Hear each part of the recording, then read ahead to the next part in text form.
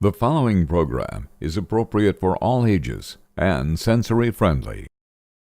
3, 2, 1.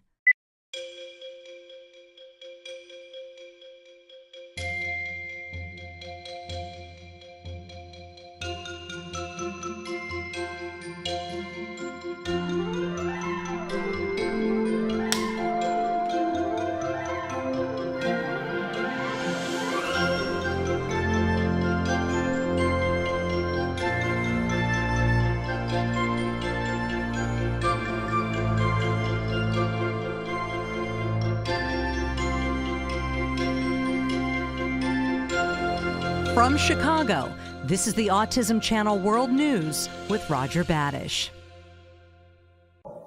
Thanks for joining us on the Autism Channel World News.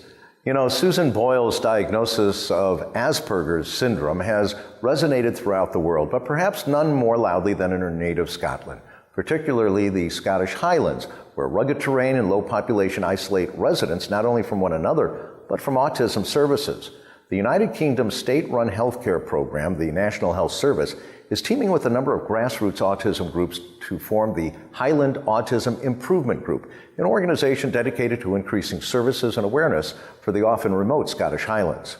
Local autism experts in the Highlands note that a lack of awareness has led to many with autism suffering lifelong bullying as well as misdiagnosis.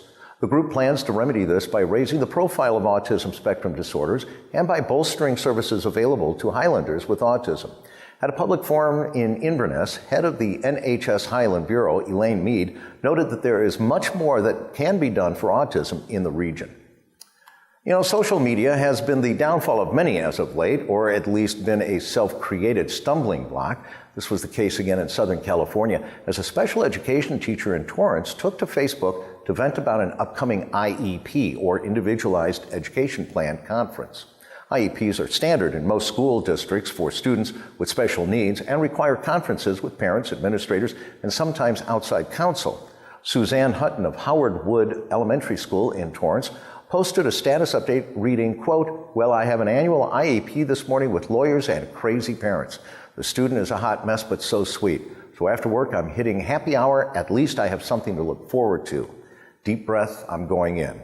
Parents particularly objected to the use of crazy and hot mess. Ms. Hutton was placed on administrative leave following the outcry. We move now from a disappointing educational story to an uplifting one. As a special education teacher, Stacy Dolet was already well-versed in autism, but even her career couldn't prepare her for what came next, a child of her own with autism. Even after years of learning, her life was still a learning experience. But now this teacher and mother has published her experiences for others to learn from. In Ms. Dolet's book entitled Raising Joshua, readers will learn about the early warning signs, the misdiagnoses, and the assorted trials and travails that come with raising a child on the spectrum. The idea for the book didn't come naturally to Stacy. However, she got the idea from Joshua himself. The book is available through West Bow Press.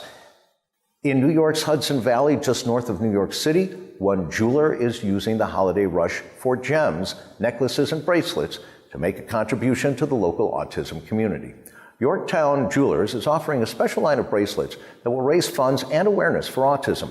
Proprietor Myron Rowles has supplemented his store selections with charm bracelets from Wind and Fire, a line of jewelry that seeks to capture the personal journey of each wearer. In this case, it means charms that show the wearer's connection to the spectrum. Proceeds will go towards autism charities in the Hudson Valley region. And finally, there may be more than meets the eye to a recent study of infant gaze.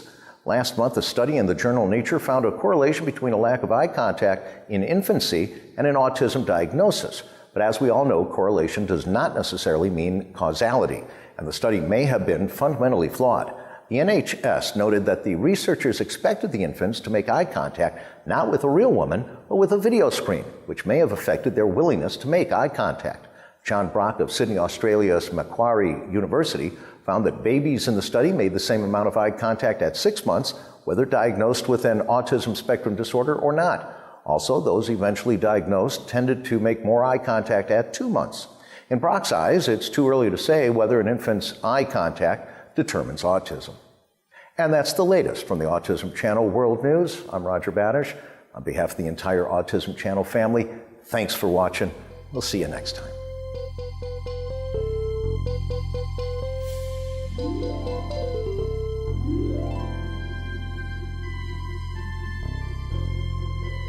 Join us again tomorrow for the Autism Channel World News with Roger Badish.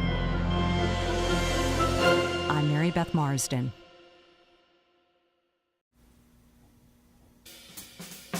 I'm Don Stewart, and this is the Autism Channel.